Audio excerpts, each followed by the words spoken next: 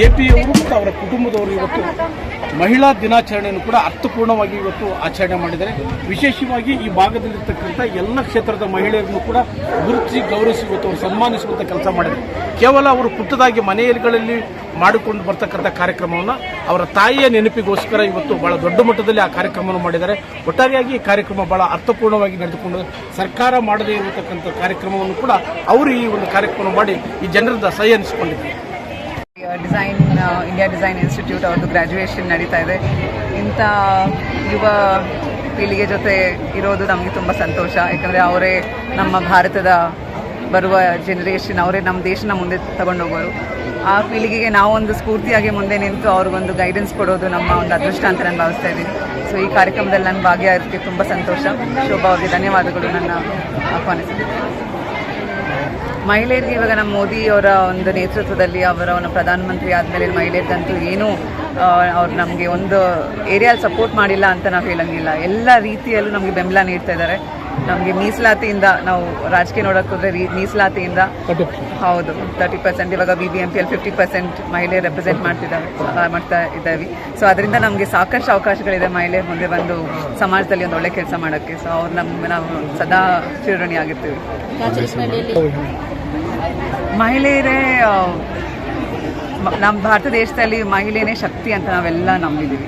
ಇವಾಗ ನಮ್ಮ ಸುತ್ತಮುತ್ತ ನೋಡಿದ್ರೆ ಒಂದು ಆಟೋ ಓಡಿಸೋದ್ರಿಂದ ಇದು ಅಂತರಿಕ್ಷಕ್ಕೆ ಹೋಗೋ ಒಂದು ಲೆವೆಲ್ಗೆ ಮಟ್ಟಕ್ಕೆ ನಮ್ಮ ಮಹಿಳೆಯರು ಸಿದ್ಧರಾಗಿದ್ದಾರೆ. ಸೊ ಆ ಒಂದು ನಾವು ಈ ಶತಮಾನದಲ್ಲಿ ಈ ಥರ ಹಿಂದುಳಿದ ಮಹಿಳೆಗೆ ಕೂಡ ಯಾರನ್ನೂ ಸಮಾಜದಲ್ಲಿ ಬಿಡ್ದಿರ ಎಲ್ಲರನ್ನೂ ಗುರುತಿಸೋದು ನಮ್ಮ ಜವಾಬ್ದಾರಿ. ಸೊ ಅದನ್ನು ಅವ್ರು ಇವತ್ತು ಮಾಡಿದ್ದಾರೆ. ಅದು ತುಂಬ ಸಂತೋಷದ ವಿಷಯ. Upcoming students, women. So upcoming students, like I see a very bright future for our country, no doubt, because nowadays students have access to information which was not there earlier. Women are all well educated, they're coming out, they are in the society being very active. So I see a very few. BBMP ಆಗಿರ್ಬೋದು, auto ಓಡಿಸೋರಾಗಿರ್ಬೋದು, teachers, ಆಮೇಲೆ retired ಆಗಿರೋರು, ಯಾರು ವಯಸ್ಸಾಗಿ ಮನೇಲಿರ್ತಾರೆ ಅಂತಲ್ಲ, ಅವ್ರನ್ನೂ ಗುರುತಿಸಿ ನಾವು ಕರ್ಕೊಂಡ್ಬಂದು ಸನ್ಮಾನ ಮಾಡಿದ್ದೀವಿ. ಯಾವಾಗೂ ಮಹಿಳೆಯರು ಮುಂದೆ ಇರಬೇಕು, ವುಮೆನ್ ಆರ್ ಸ್ಟ್ರಾಂಗ್ ಆಲ್ವೇಸ್ ಅಂತ ಮೆಸೇಜ್ ಕೊಡೋದು ಇಷ್ಟ. ಇವತ್ತು ಸರ್ಕಾರನ ಕೂಡ ಇವತ್ತು ಪ್ರಮುಖ ದಿನ, ಸರ್ಕಾರನ ಒಂದು ಮೇಜರ್ ಕಾರ್ಯಕ್ರಮ ಮಾಡಿದ್ರು, ಆದರೆ ತಾವು ಉತ್ತಮ ಕಾರ್ಯಕ್ರಮ ಮಾಡಿದ್ರು. ಇವಾಗ ಇದೇನು ಹೊಸದಲ್ಲ ನಮಗೆ. ನಾವು ಚಿಕ್ಕ ಮಟ್ಟದಲ್ಲಿ ಒಂದು ಮನೆ ಹತ್ರ ಒಂದು 50 ಜನ 100 ಜನ ನಾವು ಮಾಡ್ತಾನೆ ಇದ್ವಿ ಒಂದು 20 ವರ್ಷದಿಂದ. ಯಾಕೆ ನಾವು ದೊಡ್ಡ ಮಟ್ಟದಲ್ಲಿ ಮಾಡಬಾರ್ದು? ನಮ್ಮದೇ ಸ್ವಂತ ಜಮೀನಿದೆ. ಈ ಸತಿ ಮಹಿಳಾ ದಿನಾಚರಣೆ ನಮ್ಮ ಅತ್ತೆ ತೀರ್ಕೊಂಡಿದ್ದವ್ರ ಹೆಸರಲ್ಲಿ ಸ್ವಲ್ಪ ಎಲ್ಲರಿಗೂ ದಾನ ಮಾಡೋಣ ಅಂತ ಕಾರ್ಯಕ್ರಮ ಹಮ್ಮಿಕೊಂಡಿದ್ವಿ. ಅದಕ್ಕೆ ಈ ಐಡಿಯಾ ಬಂತು ನನಗೆ, ದೊಡ್ಡ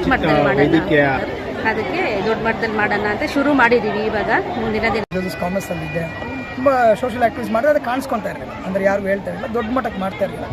ಸರಿ ಮಾಡ್ತಾ ನಮ್ಮ ತಾಯಿ ಬಂದು ತುಂಬ ಇಷ್ಟ ನನಗೆ. ಅವರು ಸೋಷಿಯಲ್ ಸರ್ವಿಸ್ ಮಾಡಬೇಕು, ಜನಸೇವೆ ಮಾಡಬೇಕು ಅಂತ ನನಗೆ ಯಾವಾಗಲೂ ಹೇಳ್ತಾಯಿದ್ರು.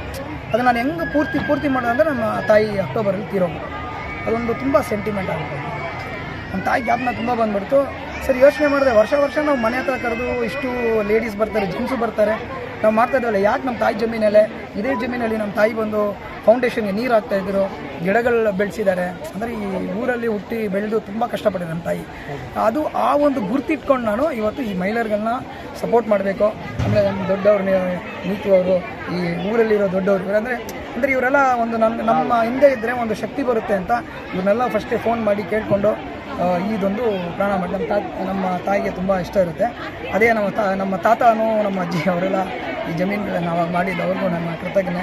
ನಮ್ಮ ಅತ್ತೆ, ನಮ್ಮ ಮಾವ, ನಮ್ಮ ವೈಫು, ಇವರು ಅಂದರೆ ಅವ್ರು ಇನ್ನೋಸೆಂಟ್ ಅವ್ರ ಮನೆಯಲ್ಲೇ ಇರ್ತಾಯಿದ್ರು. ನಾನೇ ಇವಾಗ ಈ ವರ್ಷ ಸ್ವಲ್ಪ ನಾನು ಇಂಡಸ್ಟ್ರಿಯಲ್ಲಿದ್ದೀನಿ, ಸಿನಿಮಾ ಇಂಡಸ್ಟ್ರಿ, ನಾನು ಹೀರೋ, 4 ಮೂವಿ ಹೀರೋನಲ್ಲ. ಸರಿ ಇವಾಗ ಈ ಟೈಮ್ ಬಾರಮ್ಮ ನೀನು ಆಚೆ ಮನೇಲಿ ಕೂತು ಏನು ಮಾಡ್ತೀಯಾ, ಹೆಣ್ಮಕ್ಳು ಇಳಿ ಥರ ಇರಬಾರ್ದು ಅಂತ ಹೇಳಿದೆ ಇವ್ರಿಗೆ ಏನಾಯ್ತೋ ಗೊತ್ತಿಲ್ಲ, ಫುಲ್ಲು ನರ್ವಸ್ ಎಲ್ಲ, ಶೀಸ್ ಗಾಟ್ ದ ಪವರ್. ಸರಿ ಬಂದುಬಿಟ್ರು, ಬೇರೆ ಆಯಿತು. ಇವಾಗ ನಮ್ಮ ಕಾಚಟ್ಮೇಳೆಯಲ್ಲಿ ಇವರೇ ಇಲ್ಲ, ತುಂಬ ಹೆಣ್ಮಕ್ಳು they are coming into force. ಅವರು ಗಂಡ್ಮಕ್ಳಿಗಿಂತ ಯಾವುದು ಕಮ್ಮಿ ಇಲ್ಲ ಅಂತ ಪ್ರೂವ್ ಮಾಡಿದ್ದಾರೆ, ನನಗೆ ಗೊತ್ತು. ಬಟ್ ಅದೇ ಮುಂದೆ ಹೋಗಲಿ. ಅದೇ ಥರನೂ ಇವಾಗ ನೀವು ಹೇಳ್ದಂಗೆ ಸರ್ಕಾರದವರು 50% ಲೇಡೀಸ್ ಮಾಡಿದ್ದಾರೆ. ಇದೊಂದು ದೊಡ್ಡ ವಿಷಯ. ಅದು ಇವಾಗ ಎಷ್ಟೋ ಜನಕ್ಕೆ ಇವಾಗ ಸರ್ಕಾರದಿಂದ ಸೆಂಟ್ರಲ್ಲೇ ಆಗಲಿ ಸ್ಟೇಟೇ ಆಗಲಿ ಜಾಸ್ತಿ ಬೆನಿಫಿಟ್ಸ್ ಇದೆ ಲೇಡೀಸ್ಗೆ. ಅದು ಯಾರು ಜನ ಅವರ ಮನೆಯವರು ತುಂಬ ಭಾಳ ಅರ್ಥಪೂರ್ಣ ಕಾರ್ಯಕ್ರಮ ಮಾಡಿದ್ದಾರೆ. ತಾವೇನು ಸರ್ ಏನು ಹೇಳಬೇಕು ಅಂದರೆ ಈ ಥರ ಒಂದು ಸಮಾಜ ಸೇವೆ ಅಂದರೆ ಇಲ್ಲಿ ಬಂದು ಅವರ ಹಳ್ಳಿಯಲ್ಲಿ ಗುರುತಿಸಿ ಯಾರ್ಯಾರು ಅವ್ರವರು ಕ್ಷೇತ್ರದಲ್ಲಿ ಸಾಧನೆ ಮಾಡಿದಾರೋ ಅವ್ರನ್ನ ಗುರುತಿಸಿ ಅವಾರ್ಡೀಸ್ ಮಾಡಿ ಈ ಥರ ಒಂದು ಪ್ರಯತ್ನ ಮಾಡಿದ್ದಕ್ಕೆ ತುಂಬ ಖುಷಿ ಆಗುತ್ತೆ. ಯಾಕಂದರೆ ಸಾಕಷ್ಟು BBM ವರ್ಕರ್ಸ್ ಇದ್ರು, ಸೋಷಿಯಲ್ ಸರ್ವಿಸ್ ಮಾಡೋರು ಇದ್ದಾರೆ, ಆಟೋ ಡ್ರೈವರ್ಸ್ ಬಂದಿದ್ರು. ಎಲ್ಲ ಹೆಣ್ಮಕ್ಳು ಎಷ್ಟು ಸಾಧನೆ ಮಾಡಿದ್ದಾರೆ ಅಂತ ಈ ವೇದಿಕೆಯಲ್ಲಿ ಗೊತ್ತಾಯ್ತು ನಮಗೆ. ಸೊ ಈ ಥರ ನಾವು ಹಳ್ಳಿ ಹೋದಾಗ ಮಾಡಿ ಅವರ ಒಂದು ಪ್ರತಿಭೆ ಟ್ಯಾಲೆಂಟ್ ಯಾವಾಗ ಗುರ್ತಿಸುತ್ತೀವೋ ಅದು ತುಂಬ ಖುಷಿ ಆಗುತ್ತೆ ಎಲ್ಲರಿಗೂ. ಸೊ ಇವತ್ತು ವುಮೆನ್ಸ್ ಡೇ ದಿವಸ ಇವರು ಮಾಡಿರೋ ಪ್ರಯತ್ನ ತುಂಬ ಖುಷಿ ಆಗುತ್ತೆ ಎಲ್ಲರಿಗೂ. ಯಾಕಂದರೆ ನಗ್ನಗ್ತಾ ಕಪ್ ತೊಗೊಂಡು ಹೋಗ್ತಾರೆ ಮನೆಗೆ, ತೋರಿಸ್ತಾರೆ ಮಕ್ಕಳಿಗೆ ನಾನು ಒಂದು ಸಾಧನೆ ಮಾಡಿದ್ದೀನಿ ಅಂತ. ಸೊ ಯಾವಾಗ ಈ BBMP ಅವ್ರ ಕಣ್ಣಲ್ಲೆಲ್ಲ ನೀರಿತ್ತು. ಇವತ್ತು ಲೈಫಲ್ಲೆಲ್ಲ ನಮ್ಗೆ ಈ ಥರ ಒಂದು ಪ್ರೋತ್ಸಾಹನೆ ಮಾಡಿರೋರು ಯಾರೂ ಇಲ್ಲ, ಒಂದು ಸರ್ಟಿಫಿಕೇಟ್ ಕೊಟ್ಟವ್ರು ಯಾರೂ ಇಲ್ಲ ಅಂತ.